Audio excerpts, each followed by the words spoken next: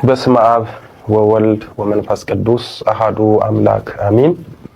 በውጭም በሀገር ውስጥ ያላችሁ የተወደዳችሁ የእግዚአብሔር ቤተሰቦች የወለላይቱ እመቤት የድንግል ማርያም የአስራት የቃል ኪዳን ልጆች የቅዱሳን መላእክት የጻርቃን የሰማዕታት ወዳጆች በእያላችሁበት የክርስቶስ ሰላም ይድረሳችሁ።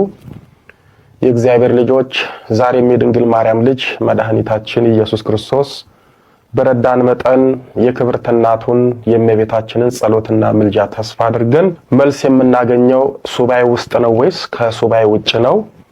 2-3 የሱባኤ ገብተን መልስ ብናጣ ምን እናድርግ? በሱባኤ ወቅት ዝምታ መልስ ነውን? እመቤታችን ለምን ዝም ትለናለች የሚለውን የብዙዎቻችንን ጥያቄ እንመለከታለን። የቅዱሳን አምላክ ልዑል እግዚአብሔር ምስጢሩን ይግለጽልን። የወለላይቱ እመቤት ልጆች ዝምታ ለኛ ለሰው ልጆች የጠባያችን መገለጫ፣ የእርጋታችን የከባድ ሐሳብና የጭንቀት ምልክታችን ሊሆን ይችላል። ወይም ሐሳባችንን የማንገልጽበት የተፈጥሮ ጠባይ ሊሆን ይችላል። እናታችን ድንግል ማርያም ግን ለኛ ለአስራት ልጆቿ ለጸሎታችን መልስ የምትሰጥበት ጊዜ አላት።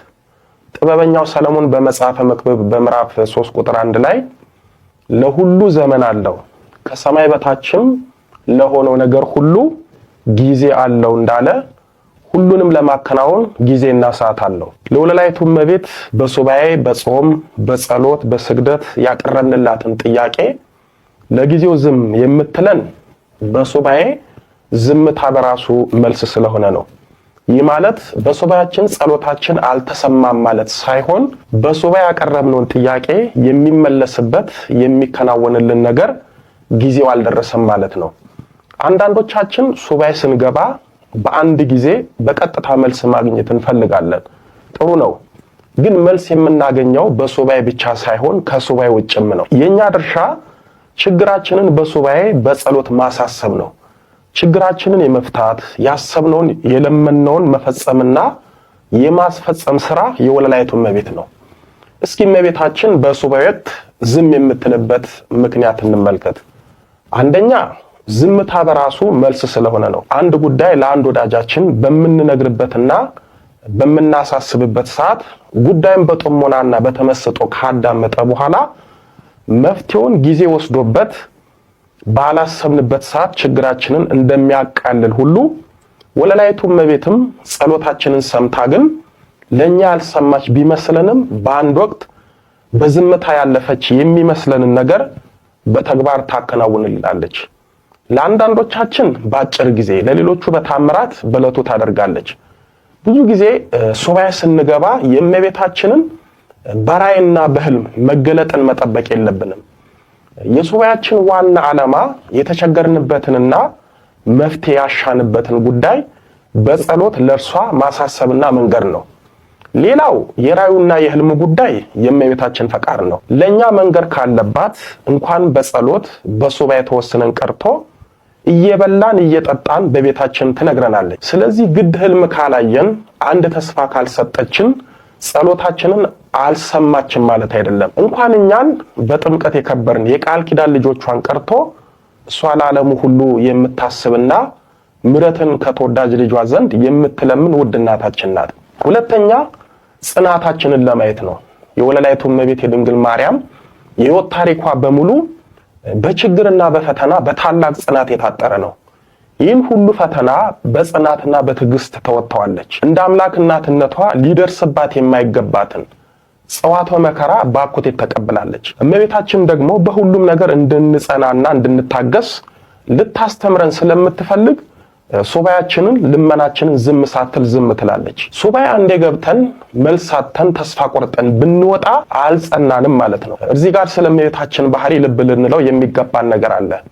ወለላይቱ እመቤት ባረፈችበት ጊዜ ቅዱሳን ሐዋርያት ሊቀብሯት ይዘዋት ሲሄዱ አይሁድ በምቀኝነት የከበረውን ስጋዋን ለማቃጠል ታውፋንያ የተባለ የሮም ወጠምሻ ወታደር ልከው ያረፈችበትን የአልጋዋን ሸንኮር ይዞ እንዲጥል ልከውት ነበረ። እርሱም በድፍረት ከቅዱሳን ሐዋርያት ትከሻ ላይ ወለላይቱ እመቤት ያረፈችበትን የአልጋዋን ሸንኮር ይዞ እገለብጣለሁ ባለበት ሰዓት ቅዱስ ገብርኤል የታውፋንያን ሁለት እጆቹን በሰይፍ ነበር ያጨደው። ነፍሱ ከስጋው የተለየ የሰው በድን ክብር በሚሰጠው በአይሁድ ዘንድ ታውፋንያ በእመቤታችን የከበረ ሥጋ ላይ ያደረገው ድርጊት እጅጉን ክፉ ስለነበረ የመላኩን ቁጣ ቀስቅሶ ሁለት እጆቹ በሰይፈ ነበልባሉ ተገምሶ ተቆርጧል። ርሪተ ልቦና እመቤታችን ግን ታውፋንያ ያደረገባትን ግፍና በደል ሳታስብ በመላኩ ቁጣ በሰይፍ የተቆረጠውን እጁን ወደ ቀደመ ቦታው እንዲመለስለት ቅዱስ ጴጥሮስን አዘዘችለት። የተቆረጠው የታውፋንያ እጅም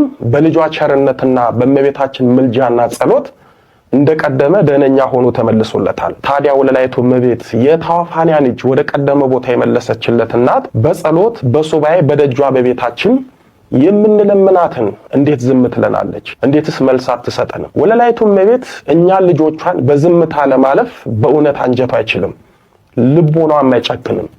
የጽኗ እናት ልጆች እንደመሆናችን መጠን በአንድ በሁለት ሱባኤ ዝም ሳትል ዝም ብትለን እኛም በተደጋጋሚ ሱባኤ ስንገባ ጽናታችንን አይታ ዝምታዋን ሰብራ አቤት ልጆች ትለናለች፣ ችግራችንንም ትፈታልናለች። ስለዚህ በጽናት እንማጸናት።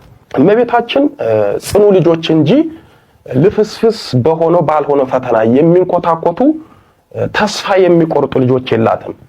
በተፈተኑ ቁጥር እንደሚስማር የሚጠብቁ ልጆች እንጂ። እናታችን ሐና ማህፀኗ የተዘጋባት ልጅ በማጣት የምትቸገር ሴት ነበረች። እግዚአብሔር ማህፀኔን ዘግቶታል፣ የመውለጃ ጊዜም አልፎበታል ሳትል ያለመታከትና ያለመሰልቸት በጽናት በእግዚአብሔር ፊት ጸሎቷን ከእንባ ጋር ታቀርብ ነበር። ሐና ጸሎቷን በእግዚአብሔር ፊት ባበዛች ጊዜ ካህኑ ኤሊ አፏን በመመልከት እንደሰከረች እስከ መቁጠር ደርሶ ነበር። ኤሊም በአንደኛ ሳሙኤል በምዕራፍ 1 ቁጥር 18 ላይ እንዲህ አላት፣ ስካርሽ እስከ መቼ ነው? የወይን ጠጅሽን ካንቺ አርቂው አላት። ሐናም ጌታዬ ሆይ እኔስ ልባ ያዘነባት ሴት ነኝ፣ ጠጅና ሌላ የሚያሰክር ነገር አልጠጣሁም። ነገር ግን በእግዚአብሔር ፊት እንባዬን አፈሰስኩ፣ ሐዘንና ጭንቀቴ ስለበዛ እስካሁን ድረስ ተናግሬያለሁና ባሪያህን እንደ ምናምንቴ ሴት አትቁጠረኝ አለችው። ኤሊም በደህና ሂጂ፣ የእስራኤል አምላክ የለመንሽውን ልመና ይስጥሽ ብሎ አሰናበታት። እናታችን ሐና በእግዚአብሔር ፊት በጸና ጽኑ ለቅሶ በማልቀሷ ሚሊዮኖችን የሚያስንቀውን አንዱ እንደ 7 የተቆጠረውን ነብዩ ሳሙኤልን ወለደች። ሐናም በመጨረሻ በአንደኛ ሳሙኤል በምዕራፍ 2 ቁጥር 1 ላይ ልቤ በእግዚአብሔር ጸናለች። እኛም እንደ ሐና ጉዳያችን እስኪፈጸምልን ልባችን በእግዚአብሔር መጽናት አለበት።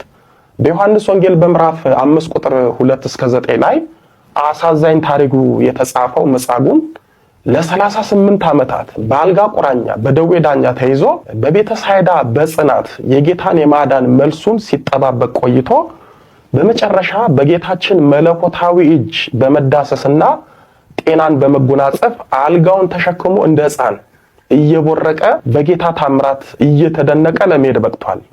እኛስ ጌታችንን ወለላይቱን እመቤት ስንት ዓመት በስንቱ ሱባኤ ችግራችንን ተሸክመን ደጅ ጸንተን ይሆን? እንደ መጻጉዕ ጽናታችን ታይቶ እንቆቅልሻችን ተፈቶ ከጌታችንና ከእመቤታችን መልስ አግኝተን እንደ ሕፃን ተደስተን እንድንመለስ መጽናት አለብን። እመቤታችን ጽናታችንን ለማየት ዝም ሳትል ዝም ትላለችና እኛም በሱባኤ በጽናት እናቴ እመቤቴ ልንላት ይገባል። ሶስተኛ እኛን እየሰራች ብዙዎቻችን በእመቤታችን መሰራት ያስፈልገናል። በእርግጥ እግዚአብሔር በመለኮታዊ ጥበቡ እጁ ድንቅ አድርጎ ቢፈጥረንም ሰው ቢያደርገንም ከጊዜ በኋላ በዓለም ጣጣ ሰው መሆን ያልቻልን ብዙ ሰዎች አለን። ጥሩ መንፈሳዊት እየኖርን አላስፈላጊ ባህሪ ያለን ብዙ ነን። እመቤታችን በንጽህና ብቻ ሳይሆን በባህሪዋ የተመሰገነች ስለሆነች እኛም ጥሩ ባህሪ እንዲኖረን ትፈልጋለች። በክርስትና ሕይወት ለረጅም ዓመታት ካላስፈላጊ ባህሪያት ጋር የምንኖር ከሆነ መሰራት ያስፈልገናል። የአምልኮት ሕይወት የሌለን ዘማዊ፣ ነጭናጫ፣ ቁጡ፣ ተስፋ ቢስ፣ ዋዘኛ፣ ፌዘኛ፣ ምቀኛ፣ አሽሟጣጭ፣ ወረኛ፣ ውሸታምና ሐሜተኛ፣ ሌባ፣ አፈቀላጤ ወዘተ የሆነ ባህሪ ይዘን በእነዚህ ባህሪ የምንለምናት ከሆነ መልሷ ዝምታ ነው። እኛ እንደ ብንፈጠርም በኃጢአት ስለምንረክስ በንስሐ መታደስ አለብን። ንስሐ የሰው ልጅ ዳግም ይሰራዋል። እመቤታችን ብዙዎችን በንስሐ ሕይወት አዲስ እንዲሆኑ እንዲሰሩ አድርጋለች። ነገር ግን አንዳንዶቻችን ንስሐ ሳንገባ ሱባኤ ስለምንገባ ከሱባኤው ይልቅ የኛን በንስሐ መሰራት እየጠበቀች ሌላውን ጥያቄያችንን ዝም ትላለች። ብዙዎቻችን የባህሪ ለውጥ ሳናመጣ ከመቤታችን መልስ እንዲመጣልን እንጠብቃለን። ይህ ልክ አይደለም። በመጀመሪያ ራሳችንን ማስተካከልና መስተካከል አለብን። እንዲሁም በንስሐ አዲስ ሰው ሆነን መሰራት ያስፈልገናል። አራተኛ የኛን ነገር እየሰራች ሉል እግዚአብሔር ከሰማይ እስከ ምድር ያሉትን በውስጣቸው የሚገኙትን አስደናቂ ፍጥረቶችን በቃልና በስራ ለመፍጠር 6 ቀናቶች ፈልጓል። እግዚአብሔር ሁሉን ነገር በሰከንዶች ሽርፍራፊ መፍጠር ይችል ነበር፣ ግን ሁሉ ነገር የሚከናወንበት ጊዜና ሰዓት እንዳለው፣ ሁሉም ነገር ጊዜ እንደሚያስፈልገው፣ ያለ ጊዜው የሚሆን ነገር እንደሌለ፣ እኛም ለምናከናውናቸው ነገሮች ጊዜና ረፍት እንዳላቸው ለማጠየቅ ሁሉንም ነገር በጊዜ አከናውኖታል። እናታችን ድንግል ማርያም በጸሎት በሱባኤ ዝም ሳትል ዝም ያለች የሚመስለን የኛን የልጆቿን ነገር እየሰራች ሲሆን ነው። እኛ ከርሷ ለስጋ የሚጠቅመንን በስጋ ብቻ ስንፈልግ፣ እሷ ደግሞ የኛን የስጋም የመንፈሳዊ ነገርም ለማከናወን ጊዜ ትፈልጋለች። በመጀመሪያ እመቤታችንን በጸሎት በሱባኤ የምንማጸናት አንዳች በሕይወታችን የምንፈልገው ነገር ሲኖር ወይም በሕይወታችን በብዙ መልኩ ብዙ የተበላሹብን ነገሮች ስላሉ እነዛን ነገሮች እንዲስተካከሉ ስለሆነ ያ ማለት ያልተሰራልን ወይም ተሰርቶ የተበላሸብን ነገር አለ ማለት ነው። ስለዚህ የኛን ነገር በነበረው ወይም በአዲስ መልክ እየሰራች ከሆነ ዝም ትላለች። ይህ ታዲያ ዝምታ ሳይሆን የሥራ ጊዜ ነው። መልካም ሰው አንድ ነገር ሊያደርግልን ካሰበ አድርጎ ያሳያል እንጂ አያወራም። መልካሚቱ ርግብ እመቤታችንም የኛን ስራ ስትሰራ ልጆቼ እንዲያደረኩላችሁ ነው አትልም። በዝምታ በተዋጠ ስራ ታከናውናለች። አንዳንዴም ለኛ የተሻለውን አማራጭና አስደሳች ነገር ለማድረግ ከማሰቧ የተነሳ ዝም ትላለች። ኋላ በስራ ፍቅሯን ትገልጽልናለች።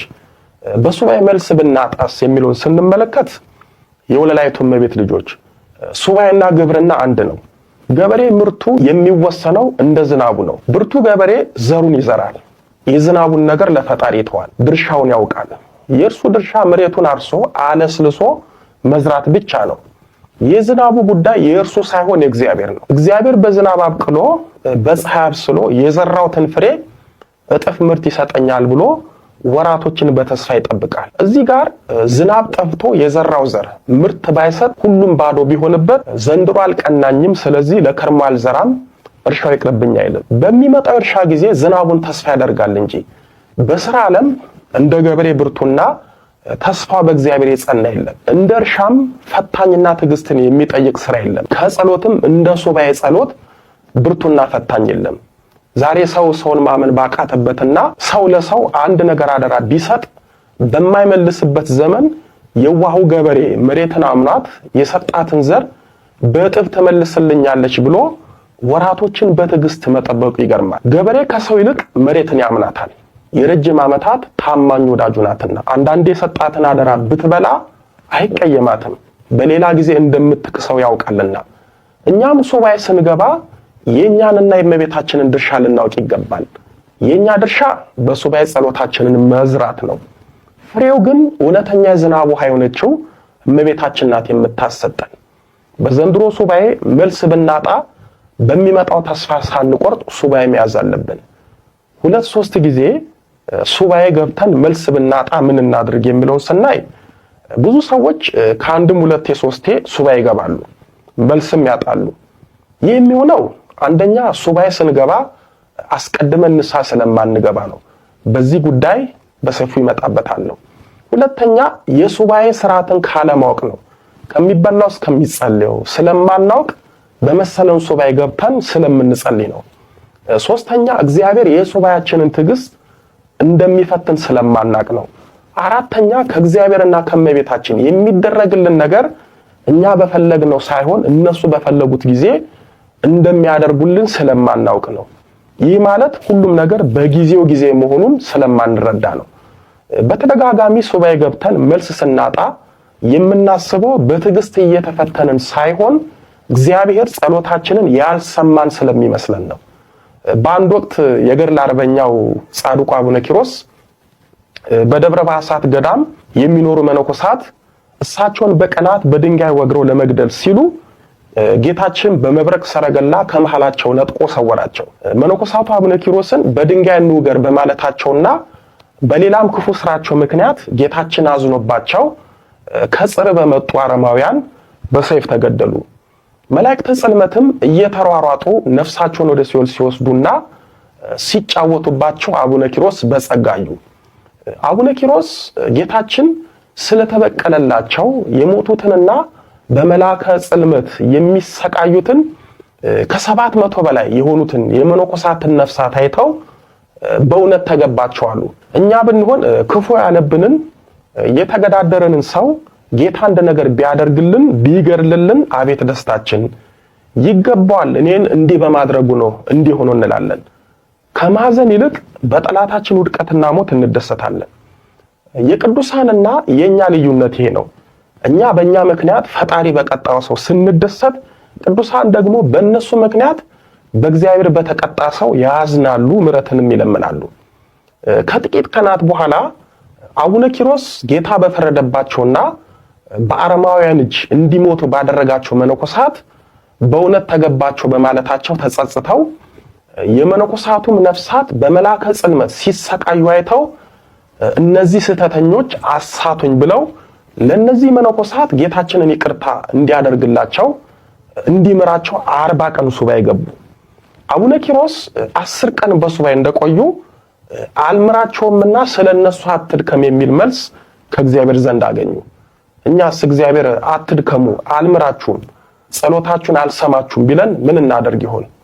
አቡነ ኪሮስ ግን ከእግዚአብሔር የሰሙት ተስፋ አላስቆረጣቸውም። ይልቁንም ራሳቸውን በጾም በጸሎት በሱባኤ ይበልጥ አደከሙ። በድጋሚ 40 ቀን ሱባኤ ገቡ፣ መልስ አላገኙም። እንደገና 40 ቀን ሱባኤ ገቡ። እንደ ቀድሞ ጌታችን አልምራቸውምና ስለነርሱ አትድከም ተባሉ። አባታችን አቡነ ኪሮስም ሥርዓተ ምንኩስናን እማራለሁ ብዬ በራሴ ላይ መከራ በዛው ብለው ከበዓታቸው ወጥተው ከጋለ ባልጩት ድንጋይ ላይ በጀርባቸው ተኝተው ስጋቸው ደርቆ እንደተጠበሰ ዓሣ እስኪሆን ድረስ ጸለዩ፣ ሱባኤ ያዙ። ቃልም ከሰማይ ወደ እርሳቸው መጥቶ አልምራቸውምና ስለነርሱ አትድከም ተባሉ። አቡነ ኪሮስም ለመላእክተ ጽልመት መዘባበቻ ሆንኩ፣ ፈጣሪ እንዴት ቸላለኝ፣ እንዴት ጸሎቴን አልሰማማለኝ በማለት ከጋለ ባልጩት ድንጋይ ላይ በድጋሚ በሆዳቸው ተኙ። እንደዚህ በታላቅ መከራና ፈተና ውስጥ በማለፋቸው በመጨረሻ ጌታችን ጽናታቸውን አይቶ ጸሎታቸውን ሰምቶ የሞቱትንም መነኮሳት ምሮላቸው ለራሳቸውም ቃል ኪዳን ሰጣቸው። የወለላይቱ እመቤት ልጆች እስኪ አስቡት፣ አቡነ ኪሮስ እንደኛ 7 ቀን ወይም 14 ቀን ሳይሆን 3 ጊዜ 40 ቀን ማለትም 120 ቀን ወይም 4 ወራት ሱባኤ ገብተው መከራ ተቀብለው ፈጣሪ ከሰማቸው እኛ 7 ቀን ከበዛ 14 ቀን ሱባኤ ለምንይዘው እንዴት ተስፋ እንቆርጣለን? ደግሞስ እንደ አቡነ ኪሮስ አልሰማችሁም ቢለን ምን እናደርግ ይሆን? በሱባኤ በጸሎት መልስ ለማግኘት እስከዚህም ድረስ ዋጋ ስለሚያስከፍል ትልቅ ጽናት ስለሚጠይቅ 2-3 ለጥቂት ቀናት ሱባኤ ገብተን ከጌታና ከእናቱ ከወለላይቱ እመቤት መልስ አላገኘንም ብለን ተስፋ መቁረጥ የለብንም።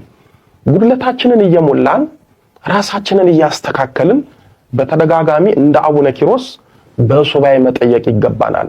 የትዕግስተኛው የአቡነ ኪሮስ አምላክ ያበርታን። በቀጣይ ሱባኤ ከመግባታችን በፊት ንስሐ ለመግባት ጥያቄያችንን ማዘግየት እንደሆነ በእውነት በዚህ ዘመን እመቤታችን በህልምና በራእይ ትታያለች ወይ?